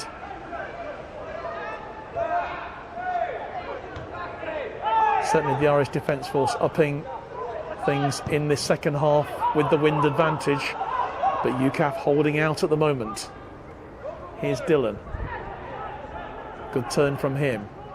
Eventually challenged by two UCAF players. Gosling gets it back. Will he get it back a third time? No, he won't. Here come the Irish with Rafferty. And here's Walsh. Dole Walsh gets it back. Out wide it goes to Friel. And that goes harmlessly over and wide. Again, the wind carrying it, I think, there, Ken? Yeah, I think so. And I think Adrian Friel had an overlap on with Derek Walsh, but he looked to cut it inside rather than putting on the overlap, and the UK reacted sharpish and cut it out well. Jack Hallahan says, come on Ireland, 2-1 win please. Owen Smith, go David, big cuz. And Jack Hallahan says, yeah, come on Ireland. So a lot of support coming through for the home team at the moment. Will that transmit itself onto the pitch? Will UCAF hold out? Looking very strong with David Vincent. That's a good ball forward. The goalkeeper's had to come out of his box to deal with it. No offside. Doran collects it well. That's another really good challenge from the UCAF there. Brilliant play from Sam Atkinson to deny the attacking opportunity for the Irish. They have defended well, haven't they? I mean, you have to say that UCAF's defence has been absolutely on the money so far, Ken. Yeah, John, very strong indeed. But I think you're starting to see pockets of space open up at both ends of the field now. So it'll be interesting to see if the teams can start to exploit that. A late challenge from Harry Girdwood, who's got to be careful. He got himself into a spot of bother when he came on the field as an early substitute, if you remember, early on in the game. Here's Friel. Good run inside from him. Collected a two-way with Doran. And Friel gets it back. Doran with the cross into the box. A real challenge for Gorman. Does well, does Joe Gorman there. With this win, the ball it's not just going hard, it's going hard left, right and centre, isn't it? It's all over the place, swirling about. Yeah, the UK Armed Forces goalkeeper did well there. He's looking comfortable under the high ball. But again, it was a good spell of play by the Defence Forces, and they've been encouraged, particularly by the play of Aidan Friel when he seeks to get onto the ball. Opportunity there for UCAF to break, but they didn't make the most of it. Danny Kerr's ball just falling short, handing possession back to the Irish team. Atkinson, nice play from him. Lovely ball inside to Kerr. Danny Kerr flicks it forward, and onside is McCarthy. No, he's offside. Well, from where we looked, I thought he was just on, but we're not absolutely in line, are we? No, I think it was close there. I think centre half Chris Kelly breathed a sigh of relief. He looked for the offside flag. Maybe it was a little late in coming, but and we're away again. Ball floated forward by Craig Wall, but harmlessly out of play. That'll suit UCAF. Let the play just calm down a bit. I wonder whether Diffin Pearce is thinking about a few more changes. He'll certainly be very happy with the players that have done, how the players have done so far. Andy Smith says up the Vincent. Here on our Forces News Facebook. The wind still swirling around this stadium here, but it remains bright. Evening sunshine in Dublin. Fulham. That's a really nice turn from Craig Wall, but nobody on the end of it except for Phil Bright coming forward now on this left hand side. Very dangerous going forward. Loses possession though, but the armed forces for the UK get it back. Gosling fouled. Referee gives a free kick. The tenacious challenge from Del Walsh, just a little bit too tenacious. I think so. I think a scrapper is what we call him.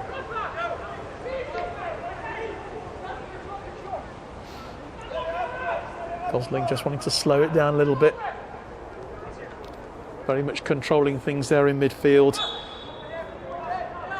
Alongside Danny Kerr.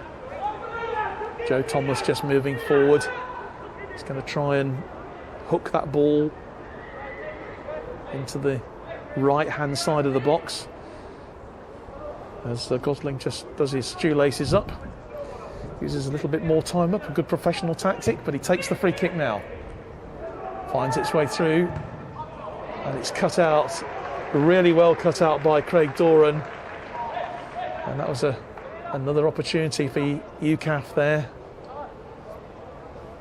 I think you're right, John. A vital interception, a good ball floated in, and a good opportunity at the corner here for the UK. Well, Sam Atkinson is going to take this. Just noticing on the far side a couple of subs lining up for the UCAF team.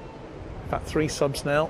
Looks like Diffin Pearce is going to maybe make a few little changes as we approach the last 20 minutes or so of this match.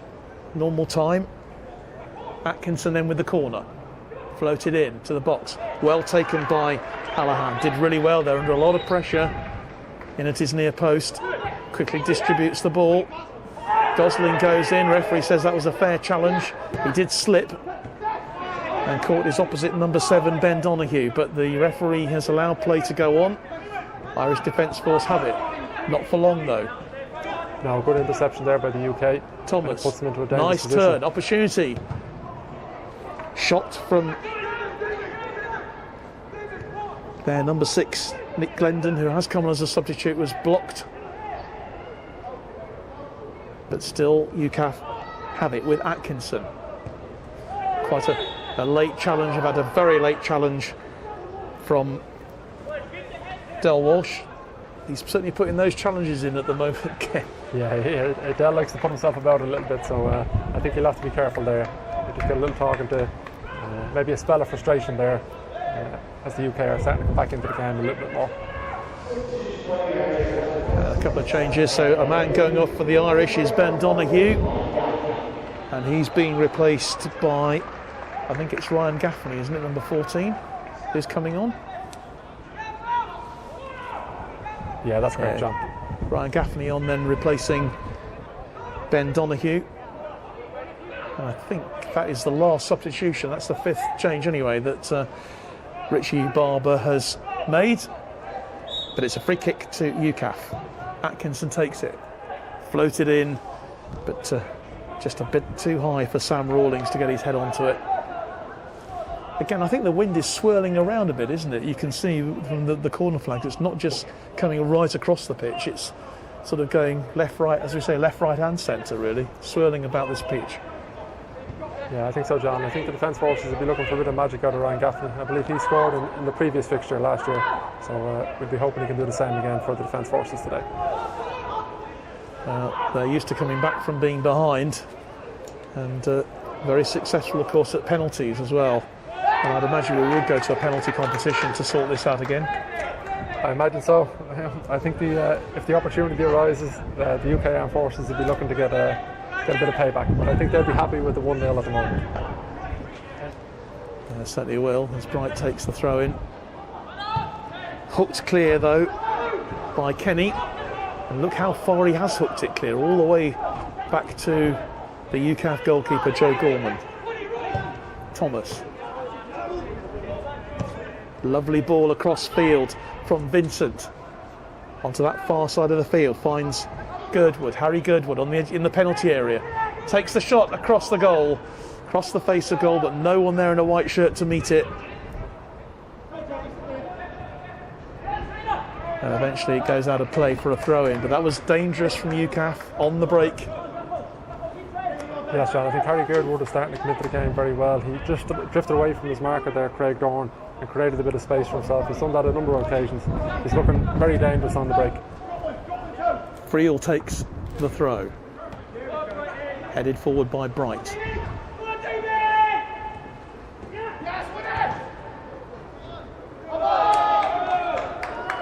That'll be a UCAF throw. And John, we're getting a shout out from the Irish Naval Service. Go on the lads, watching at anchor on the Ellie Ocean. Bring her home for the Defence Forces.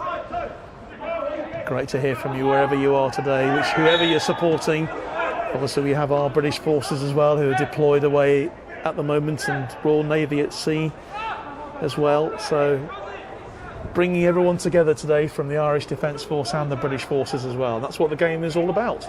Yeah, it's a lovely sporting occasion, and it's a great opportunity for the two teams and the new nations to renew the ties. And do you know what I think as well, considering the conditions here, Ken, both teams are playing really well, because these are very hard conditions to play in. Yeah, I agree. Like, the wind is swirling right around the pitch, and so we've seen some good football today. Gosling with the free kick, really dangerous in there, and with the header was Scott McCarthy. Couldn't quite get enough power onto it. Hallahan was just perfectly placed to deal with that, but again another dangerous opportunity falls in the direction of UCAF. I wonder whether these opportunities might be rude as we head towards the end of this game. The Irish Defence Force pushing forward, but that is cut out, really well cut out for UCAF. Yes, John, an excellent interception there, and you can see maybe just tired legs starting to creep in, so the mistakes may be made in the latter stages of the game. It is a big pitch here, isn't it? Yeah, very much so, very much so. Walsh, lovely ball forward. Chance now for the Irish, but good defensive play. And an offside flag, I think, has gone up. Ryan Gaffney just finding himself in a bit of space there, but couldn't make the most of it. And the flag had gone up already for offside. So UCAF's defensive line holding firm here. Yeah, John, very much so again. Once again, the UK offside line, very disciplined and so far been very effective. 17 minutes of normal time to go here in Dublin. UK Armed Forces leading by a 0-0. Hayley Mills, come on UCAF, supporting from Wales and watching Joe Gorman today. So we have someone just on the other side of the Irish Sea who's tuning into our Forces News Facebook for the game. Good to hear from you. That's a lovely ball, cross field, and it hits the crossbar, but the opportunity for the rebound hits the post.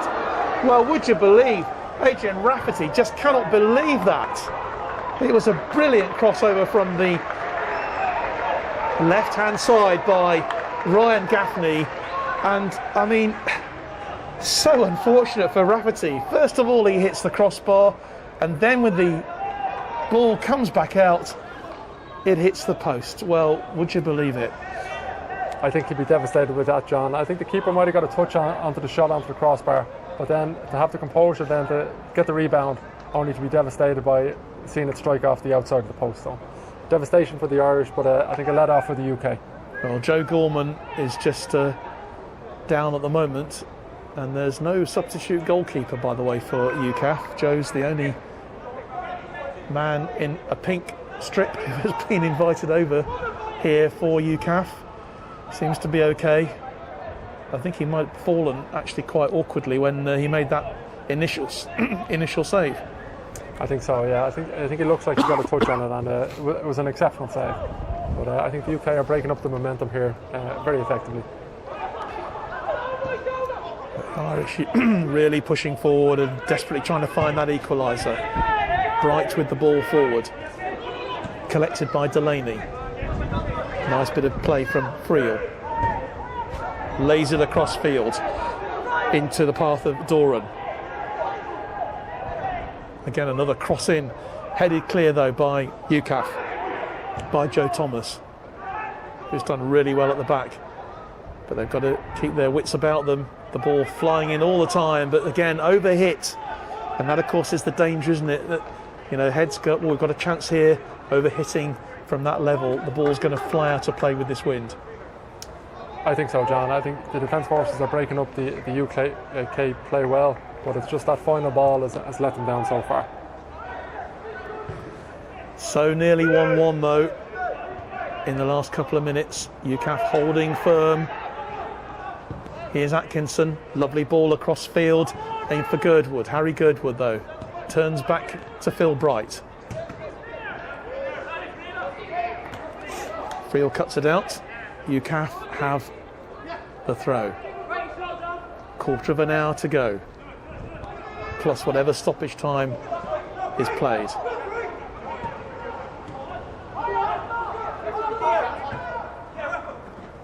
Nice play from Bright. Does really well. Lays it off well too. Into the path of Danny Kerr, who fouls his man, and it comes back for the free kick for the Irish Defence Force. Scott Delaney, Irish Defence Force captain, will take it. Harry Girdwood just sort of standing in the way at the moment. Just using up a few more seconds. I think Danny Kerr was showing his experience there, just to break up the play and counter-attack on, just took the decision to break up the momentum. Delaney to Wall. Wall gets it back again. Challenged by Girdwood.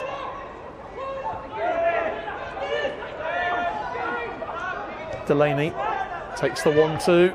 Nice bit of interplay by the Irish Defence Force, but it just breaks down in that final bit of the field there, just on the edge of the penalty area.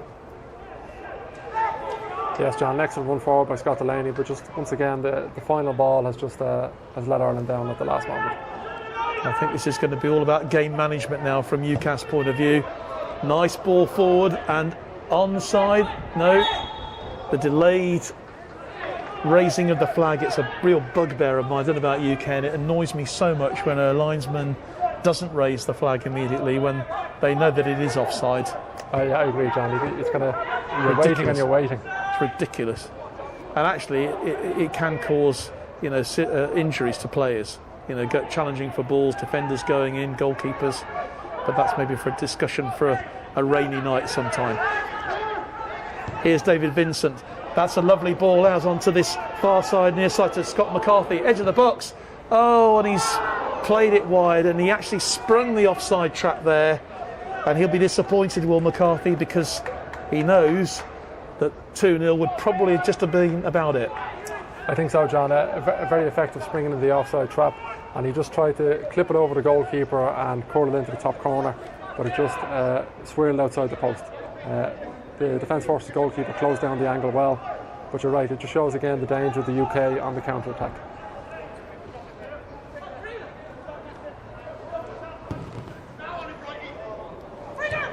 Lots of support coming in for both teams. I'll read those out in just a moment, but here come the Irish. Friel with a really good effort there, hits the side netting, and you said Aidan Friel is a man who's got a lot of skill, and he just showed what he can do. Yeah, but it was an excellent crossfield ball by the centre half, Chris Kenny, and Friel took it on the ankle on the run, and then showed the skill in and out of the British defence. But I think the goalkeeper had it covered. Ball back in play very quickly. And the Irish will have it back, and they will try once again to penetrate this UCAF defence. Playing the ball forward with Dillon. Nice ball across field, looking for the dangerous Friel, but well cut up by Phil Bright, who's had a really terrific game for UCAF. Run his socks off, he has. Yeah, he's been very lively. I think Aidan Friel was expecting a bit of an earlier ball by Jody Dillon, but the left full read the ball very well and intercepted. Great commitment from the UCAF players, every single one of them just going for every ball that they can. And I suspect we may have a few touches of cramp coming on before too long. You can see that Sam Atkinson has gone down. John Douglas says, come on UCAF. Callum Wilkinson away. The UCAF lads see it out from here. I think you're right, John. We might see some real cramp and some felt cramp emerging in the next few minutes, but it's all part of the game management by the UK, which is their prerogative, and I think they've shown themselves to be very disciplined and very effective. Looks like they're taking there is a change happening, and the man going off is Sam Atkinson. He did take a knock, if you remember, just a little bit earlier on in the second half, so a change being made for UCAF. And Tom Clace, wearing number 20, has come on, and he will really want to bolster things up in midfield there. Again, part of maybe Diffin Pearce's game management plan in these last 10 minutes of the game. UCAF still leading by that brilliantly taken Jake Gosling goal after 22 minutes, separating the two sides. The Irish have come so close to an equaliser though, with first a shot against the crossbar and then against the post. Joe Gorman managing to make the save initially to keep them out, but they'll keep pressing all the time. That ball going wide onto the right hand side, and unfortunately for them, Adrian Rafferty can't keep it in. That long ball from Ryan Gaffney. No, right, Joe. Just a bit unfortunate there. The final touch eluded them, but it was an excellent crossfield switch ball.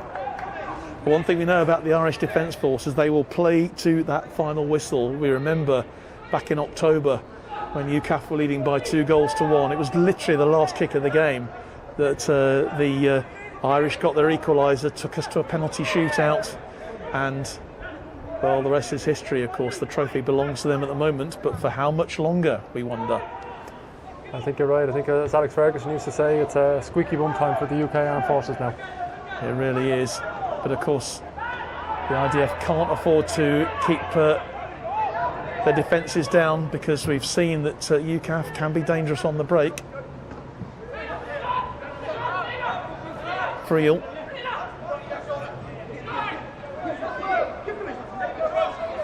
Challenged by Girdwood there.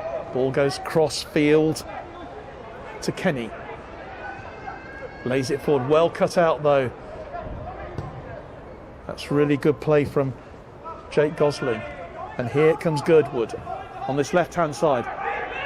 But really good defensive cover work from Friel there to deny him, covering many blades of grass since he came on as a substitute. Yes, Aidan Friel he's made a big difference since he came on as a substitute, looking both very effective defending and attacking as well. Delaney, cross field.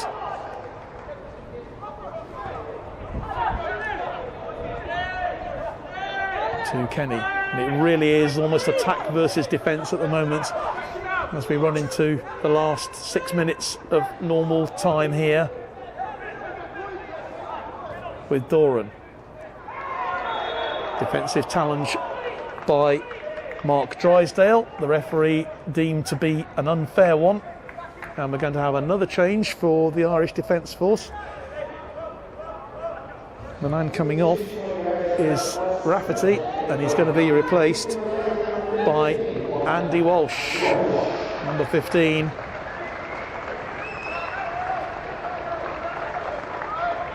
And immediately he will take the throw in. Stephen Pearce barking out instructions to his players to make sure everything is covered. Everyone is back except Harry Girdwood. Free kick floated in. Could have gone just about anywhere, but it's cleared for the moment. Dillon picks it up. UCAF bring it clear. And here's Bright. Girdwood holds it up well. Tom Place pushing it through. I think once again the UK Armed Forces looking well, looking comfortable at the back. Good delivery in by the Defence Forces, but the UK were more than able to clear it. I just think with this swirling wind it could go just about anywhere. But here's Gosling though, he has picked the ball up. He'll manage it well, he carries on. Good play on that right hand side from Gosling. Look at that, great control from him. Keeps possession, keeping the possession of the ball. Doing really well is Jake Gosling, taking the ball into the corner. Maybe it's a bit early for that, but he's done superbly well there. Great game management. Yeah, he'd be very happy with that. He held up the ball very well, drew the Defence Forces team on top of him, and has got the throw in for his team, so he'd be very happy with that. He's been very effective all game today. Not least scoring the goal. There's another change for UCAF, and Scott McCarthy is going off, and he is being replaced by Rhys Thomas.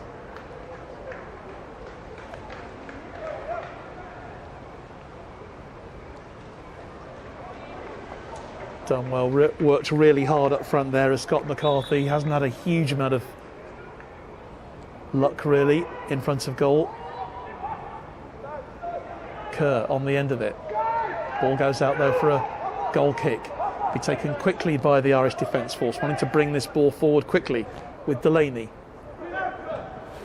Out to the dangerous Friel. Looking for the 1-2, but it's collected well by the UCAF team. An opportunity now for Girdwood. Surely offside.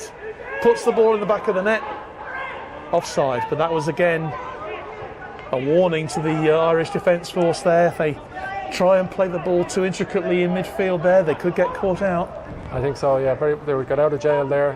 The UK closed them down well, waited for just one pass, and then sprung an attack on them. Very good play by the UK, and out of jail for the Defence Forces. Getting quite a few comments about Joe Gorman's pink strip today. I'm sure he's going to be ribbed relentlessly about that when he gets back to RAF Cosford. Callum Wilkinson says Joe Gorman loves the pink strip too much. I think it's the short sleeves as well, John. Yeah, definitely. Nothing wrong with a pink strip. Here's Fulham. Does really well there, but the ball runs out of play. This wind has been a real issue for both sides. Well managed though by UCAF in this second half. Yeah, John, I think the Defence Force will be hoping for one more chance here. Just a couple of minutes to go. So like you said earlier on, they'll keep going until the very end. I'm sure we're going to have at least 5 minutes of stoppage time, because I think both teams have really made a lot of changes, both coaches. So if it's the rule, 30 seconds per substitute? I think so. I think you're right. I think a couple of injuries there as well. So there's a few minutes to go just yet. So still hope for the home side here with Delaney and Wall. And Doran back to the goalkeeper. He'll surely launch it forward now. Looking for someone in the middle there. But it only finds a white shirt. And Joe Gorman falls to his knees, as goalkeepers do these days. I think the UK have looked very comfortable under the long ball all day today, so I think they'd be quite happy with that if the Defence Forces team were just playing it down the middle for the last few minutes. It'll suit them right down to the ground. Offside. Had the ball gone out of play? I think it probably had. It'll come back for a throw-in. I think Joe Gorman thought that he had kept it in play. But it will be a throw-in, which will go to the team in white. No, it goes to the Irish. I thought it was a UCAF throw-in. So Shane Hallahan then. He'll want to get this downfield as quickly as he possibly can, but it needs to be accurate. And a foul, says the referee, by Joe Thomas, I think quite rightly, giving the foul for the challenge by Thomas on Ryan Gaffney. I think Gaffney showed his experience there. He looked at the ball coming over, checked the defender and looked to draw the foul. So it's a good position for a free kick for the Defence Forces now. So we're going to have 4 minutes of stoppage time here. Just 4 minutes left for the Irish Defence Force to salvage this match, trailing by a goal to nil. Can UCAF see this one out? Can they win this Friendship Trophy back again? Well, it'll all be answered in the next few minutes. Free kick though, dangerous situation for UCAF to defend. And Ryan Gaffney will be taking it. And he can do things with a dead ball. Yeah, he looks like he's shaping up for the shot here, John, so it'll be interesting to see. Four-man wall. Gaffney with a free kick and tipped over the bar brilliantly by the goalkeeper. Great save from Joe Gorman. Yeah, So really excellent technique there by Ryan Gaffney and a solid save by the UK goalkeeper. So Callum Wilson, take back what you said about his pink strip. Did the job. It was a great save. Really was a good save from Gorman there. He must have been unsighted because that ball floated over the wall. It was going into the back of the net. Corner though to the Irish. Floated in. And it's in. No, it's not. It's saved. Well, Gorman again has made another magnificent save. But the ball is still live. It's still going. It's floating around all over the place, and it is in the back of the net. The Irish have got that equaliser, and look what it means to them. The header has come in. It was number 17 who scored the goal, Chris Kenny, but everybody is congratulating the man who put the cross in. I think it was Craig Doran, wasn't it, who got the cross? But what scenes we have. Anyone would think they've won the match, but it's almost a carbon copy of what happened out in... It's a carbon copy of what happened back at Havant and Waterlooville back in October. The Irish salvaging it really at the very last moment. It was great pressure from them. Terrific goalkeeping from Joe Gorman, which we thought had kept them out, but at the end of the day, the Irish have got the equaliser. Yeah, I think you're right, John. It was a marvellous save from the initial corner by the UK goalkeeper. On a bit of a goalmouth scramble, but the Defence Forces picked it up well, and they'd be delighted with that, and they've kept it going right until the end. A lot of discussion going on with the referee, just with the Irish celebration. Everybody was celebrating, and a yellow card goes to Richie Barber for the way he celebrated. Yeah, John, I think there was a bit of needed between the two teams in the aftermath of the celebrations, but all in good spirits one way or another. So all that celebration, of course, for the Irish went on inside the UCAF technical area. So that's possibly the reason for that. I'd say that is no doubt that's the reason for that, John. Well, it's excitement all the way. This game, this match, this fixture just never fails to disappoint. And, well, what a goal right at the death, right in the last moment. And maybe you can tell me, Ken, I'm not actually sure whether we're going to play extra time or go straight to the penalties. I was actually going to ask you the same question, John. Well, I'll tell you what, we'll just let it play itself out, shall we? Because unless either team can grab a very, very late winner, we are tied at the moment at 1-1. UCAF very anxious to keep going and see if they can get the lead again. Place, ball crossed over, nicely crossed over from Bright, and it's in! And UCAF have got the goal. Well, it's time for them to celebrate, and look how they are celebrating. And the man who got on the end of it was Mark Drysdale. Well, would you believe it? We've had 2 goals in these last few moments of the game. The Irish thought they pulled it back to 1-1, but another goal in injury time, in stoppage time, has restored UCAF's lead. That was just amazing. Yeah, John, that was it was an exceptional finish right at the death. So I think the UK, you could see how much it meant to them with the celebration. And there was a bit of needle there with the UK celebrating in the Irish technical area. So a bit of payback for the UK. So yeah, Diffin Pearce has been shown a yellow card, and so has Richie Barber. I don't suppose either of them will mind that. I'm sure they'll be having a beer with each other afterwards. Well, would you believe it? IDF 1, UCAF 2. We've actually been saved until these last few minutes. Some great excitement. Is there anything left for the Irish Defence Force here? The ball runs out of play, despite the chase and the challenge from Del Walsh there to get it. Well, lots of comments coming through. It was terrific work, actually, just on this left-hand side. Phil Bright and also I think Tom Clace was involved, getting that crossover, and Mark Drysdale on the end of it to put the ball in the back of the net and to break the Irish hearts here. Yeah, John, I think Philip Bright has been an exceptional player all afternoon. He showed his commitment defending and attacking. He's been a very bright spark for the UK today. John Gaffney says, what an exciting finish to this game. Well, oh no, how unlucky, say the Irish. Yeah, absolutely. But that's the way this game goes. And that is the final whistle. And it's a victory for UCAF here. They've won the game by 2-1. A remarkable last few minutes though. 2 goals in the space of just a couple of minutes during stoppage time. Enough to give UCAF the victory here. They held out for so long at 1-0.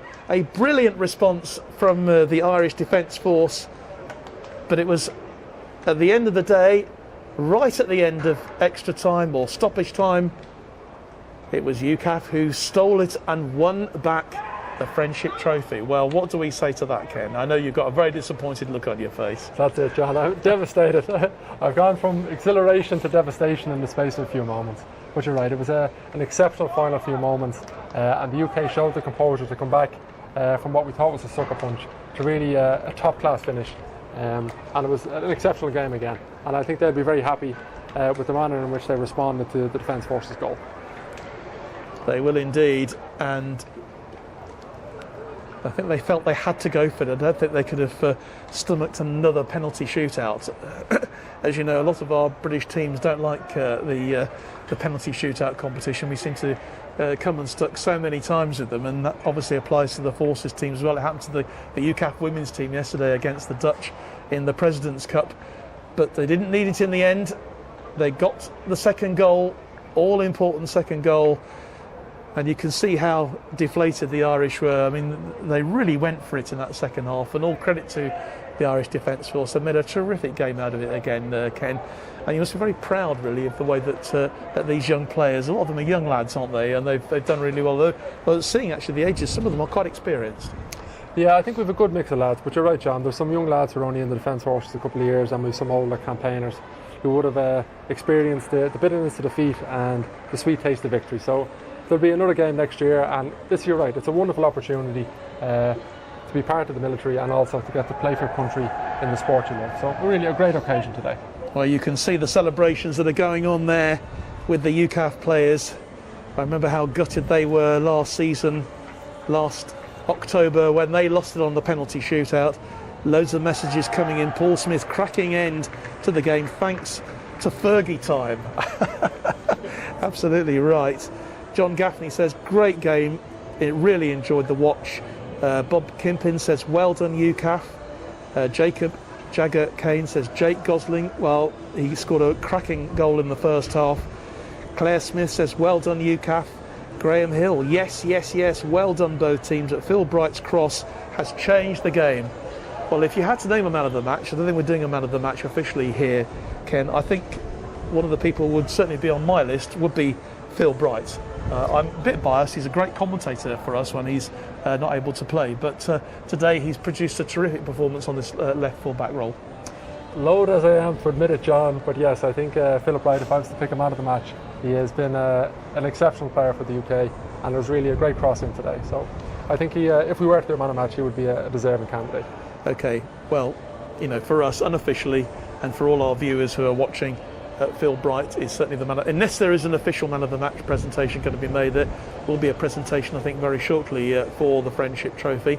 So we will stay with that just for a few moments, and hopefully we can get some reactions when we come off air, and we'll be able to pass those on to you, of course, throughout our later broadcasts here on Forces News and our Forces News Facebook page. And I'm sure that there'll be more than a few players will have plenty to say about that game.